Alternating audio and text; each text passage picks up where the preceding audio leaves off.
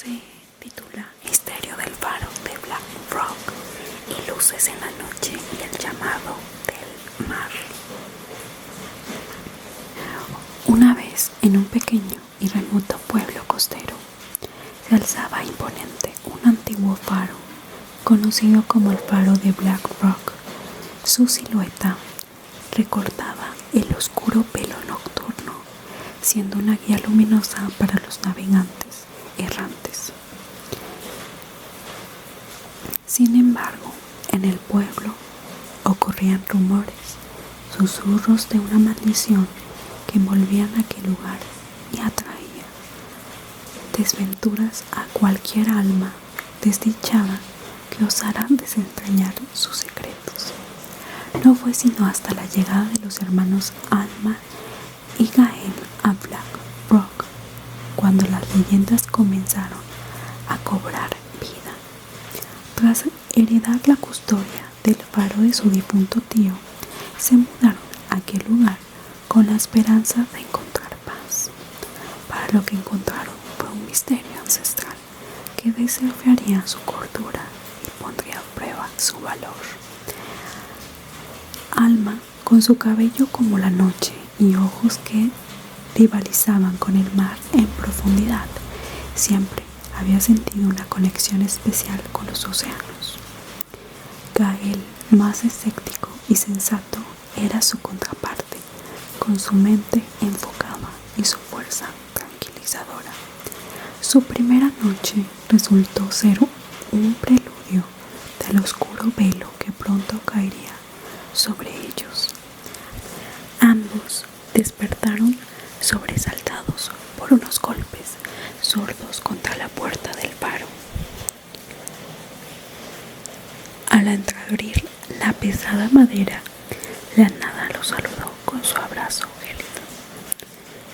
«Es el viento y nada más», dijo Gael, tratando de convencerse a sí mismo, pero en el fondo ambos sabían que la noche guardaba secretos que el viento no podía contar.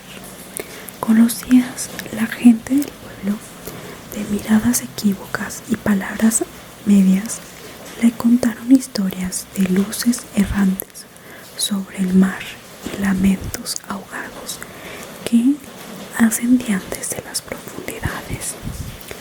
Cuando las luces danzan sobre las negras aguas, decían, es presagio de que el llamado del mar está próximo. Era una leyenda antañosa y tenaz que hablaba de cómo el mar reclama de vuelta lo que una vez fue suyo.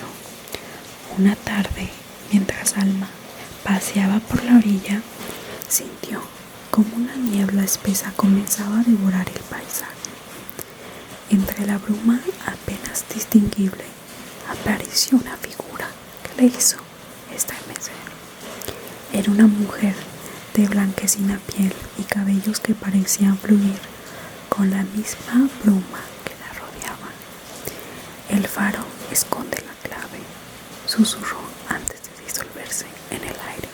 Aquellas palabras se adherieron al alma de Alma como una segunda piel.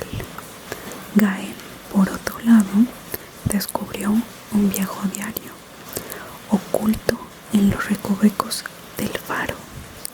Las páginas amarillentas narraban el infortunio de su tío, quien había estado estudiando fenómenos extraños en torno al faro antes de su inesperada muerte. Las respuestas yacen donde el faro quiebra la oscuridad. Lee una de las entradas cuya tinta parecía tener el color de las sombras que se extendían cada vez más sobre Black Rock. Los hermanos, cada uno en su propio viaje, comenzaron a atar cabos. En una noche particular, donde el afirmamiento parecía sostener la respiración, las infames luces hicieron su aparición. Flotaban sobre las olas, zozobraban como velas en luto. Los susurros de aquella mujer y las palabras del diario convergieron en un siniestro presagio. Hoy el mar reclama, pensó Alma, mientras una sensación de terror helaba sus huesos. Llamados por una fuerza desconocida, ambos hermanos ascendieron al vértice del faro. Allí la fuente de luz parecía como un corazón gigantesco y antiguo. La noche se cernía con una oscuridad más profunda, como que si fuera el fin de todos los días. Debemos terminar con esto, exclamó Gael, y es un acto de desesperación. Manipularon la luz hasta que en un haz penetrante cortó las sombras, apuntando directamente hacia donde las luces danzaban. Al instante, el mar retumbó con un eco lejano y poderoso. Las luces en el agua comenzaron a girar en un frenético círculo, como que si el faro hubiese despertado alguna reliquia olvidada en las profundidades del océano. De repente, el agua hirvió y burbujeó, y una voz antigua y profunda resonó, haciendo temblar al faro hasta sus cimientos. Libéralos, decía en un susurro tan potente que los huesos mismos vibraban. Entonces Alma y Gael entendieron. El faro no era solo un guardián de luz, era una prisión para almas atrapadas en una eterna danza con el océano, unidas a su tío por el legado y el destino.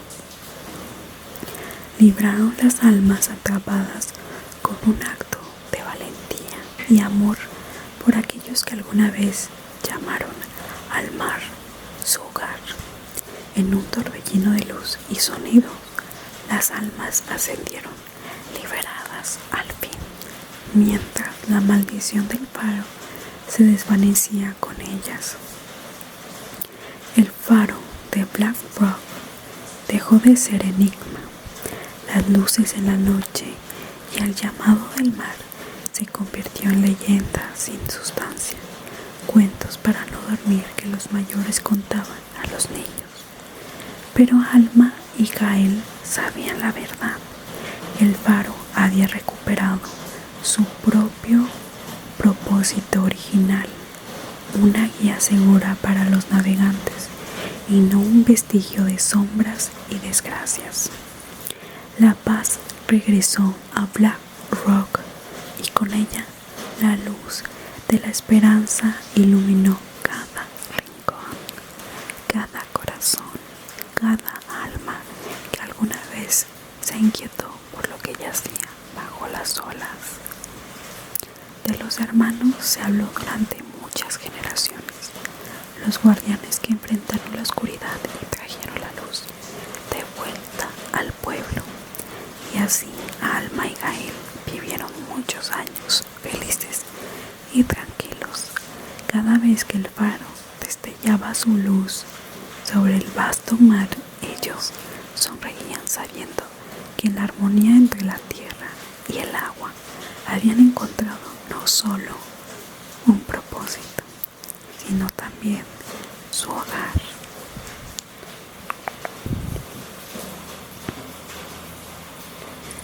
La mansión del misterio. En la pequeña ciudad de Almanzar, donde las casas eran tan antiguas como los robles que las rodeaban, se encontraba en la colina más alta la mansión más grande y antigua de toda, la mansión Zafiro. Tenía una reputación espeluznante. Se decía que estaba maldita y que todos los que se atrevían a entrar nunca volvían. A pesar de las historias, 3 valientes amigos, Lucas, Ana y Martín, decidieron explorar la mansión una tarde. Armados con linternas y una curiosidad insaciable, se dispusieron a descubrir la verdad detrás de la mansión del misterio. Se encontraron con una puerta de madera maciza, antigua y llena de marcas de tiempo. Con un chirrido, la puerta se abrió, revelando la oscuridad del interior. Con un nudo en el estómago, pero decididos, los tres amigos entraron. La mansión era como un laberinto, con habitaciones que se ramificaban en todas las direcciones. Cada sala estaba llena de muebles antiguos y cuadros de personas que parecían observarlos desde sus marcos dorados. Aunque había polvo en todas partes, se podía apreciar la elegancia y riqueza que una vez albergó la mansión. Después de explorar varias habitaciones, llegaron a la biblioteca. En el centro de la sala había un libro grande y antiguo, abierto en una página que mostraba un extraño símbolo. Mientras Lucas se inclinaba para examinarlo, el libro comenzó a brillar y de repente una sombra surgió de sus páginas, tomando la forma de un fantasma. El fantasma, sin embargo, no era aterrador. Tenía la apariencia de un anciano amigable. Les explicó que había sido el dueño de la mansión y que había quedado atrapado en el libro por una maldición. Para liberarlo necesitaban encontrar 3 objetos mágicos escondidos en la mansión: un reloj de oro, una pluma de plata y un diamante azul. Armados con el conocimiento y la determinación, los amigos emprendieron la búsqueda. Encontraron el reloj de oro en una torre, oculto dentro de un viejo reloj de coco. La pluma de plata estaba escondida en el escritorio del estudio. El diamante azul fue el más difícil de encontrar porque estaba en el sótano de la mansión, protegido por enigmas que los amigos tuvieron que resolver. Con los 3 objetos en su poder, volvieron a la biblioteca. Colocaron los objetos alrededor del libro y mientras recitaban las palabras que el fantasma les había enseñado, la luz llenó la sala.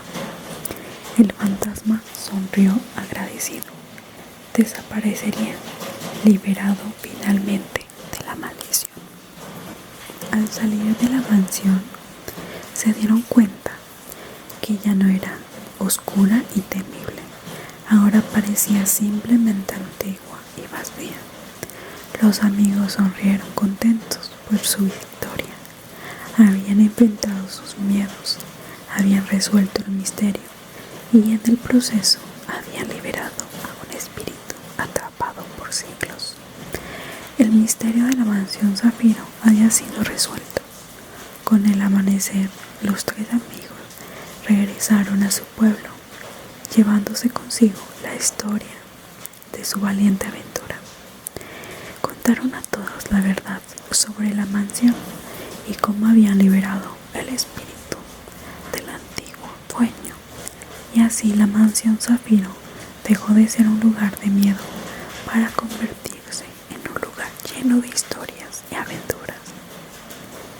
Se convirtió en un símbolo de coraje y amistad para los habitantes de Almozar. El último tren a la medianoche.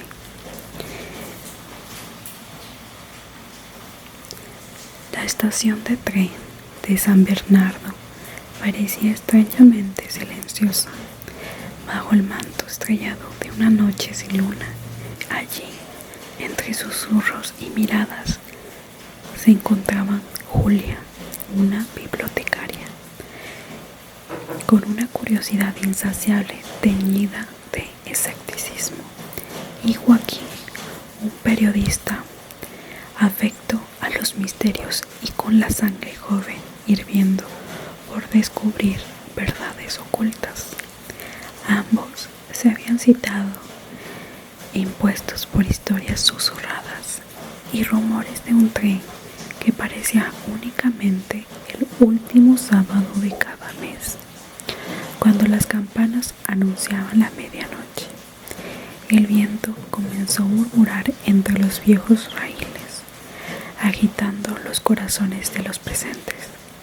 Cecilia, una estudiante de historia aficionada al ocultismo, se unió al grupo mirando inquieta su reloj de bolsillo. Su fascinación era palpable, tan vibrante que podía sentirse en el aire, cargado de electricidad premonitoria. Los tres compartían también un sentimiento común: la pérdida. Julia había perdido a su hermano. Joaquín investigaba la desaparición de un viejo mentor y Cecilia buscaba respuestas sobre la antigua, enigmática ausencia de su abuelo.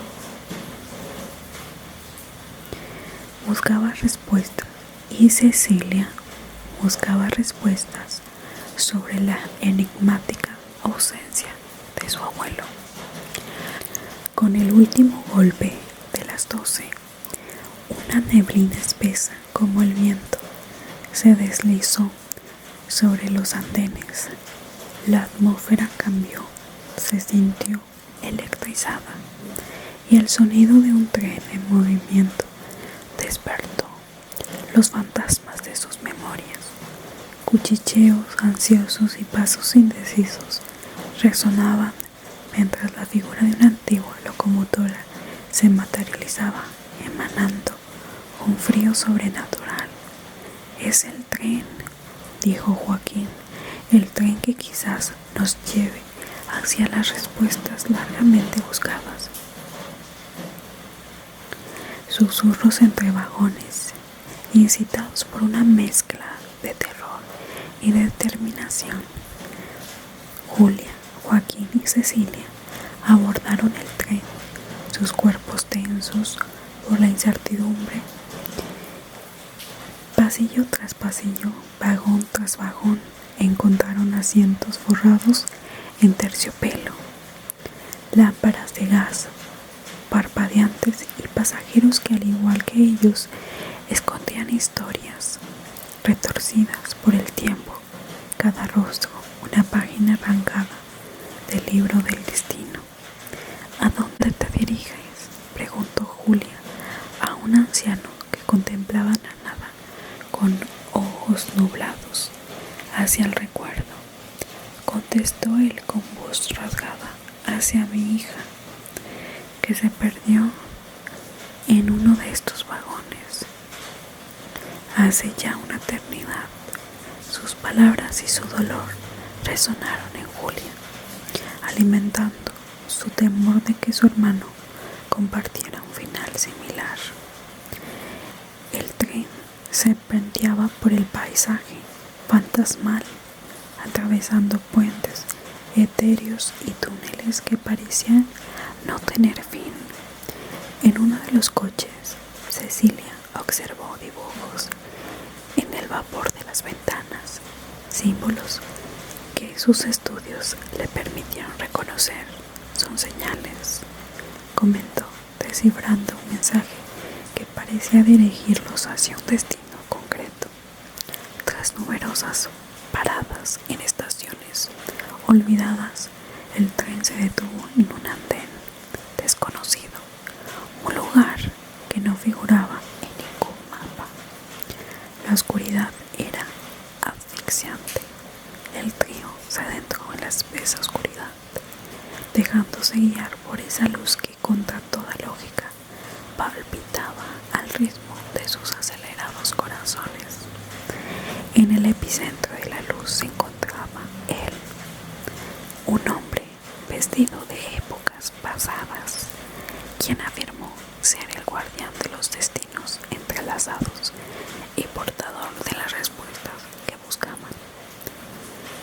Nuestras almas están unidas por hilos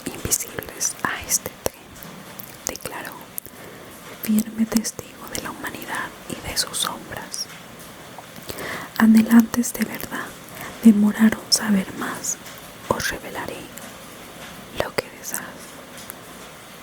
Les revelaré lo que deseéis a cambio de vuestras historias más preciadas, dijo el guardián. Cada uno relató entonces su pérdida, exponiendo su vulnerabilidad frente al misterio. Cada confesión, una luz se encendía en su interior, purificando sus memorias y devolviéndoles algo al olvido. Un hombre reveló ser el abuelo de Cecilia, perdido en el tiempo, pero no en el olvido. Explicó que el tren había sido su creación, un experimento para trascender la realidad, y, por designios del destino, había atrapado en sus vagones a aquellos difuntos que aún tenían historias sin concluir. Les prometió que les ayudaría a enmendar el pasado, a dar paz a los que se habían ido, incluyendo el hermano de Julia, el mentor de Joaquín.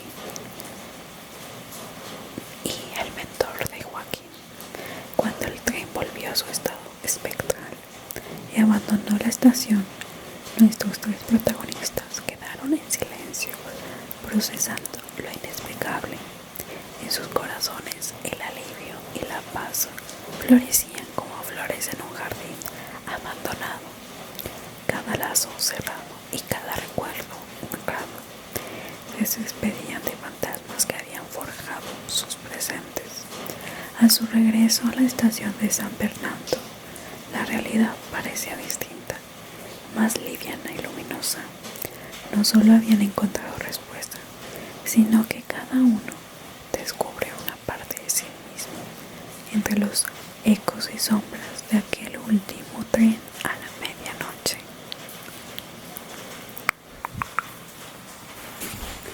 Bueno, creo que hemos acabado aquí este video. Espero que les haya gustado. Yo sé que no fueron historias de terror ¿saben? Tan terroríficas, pero no sé, me encanta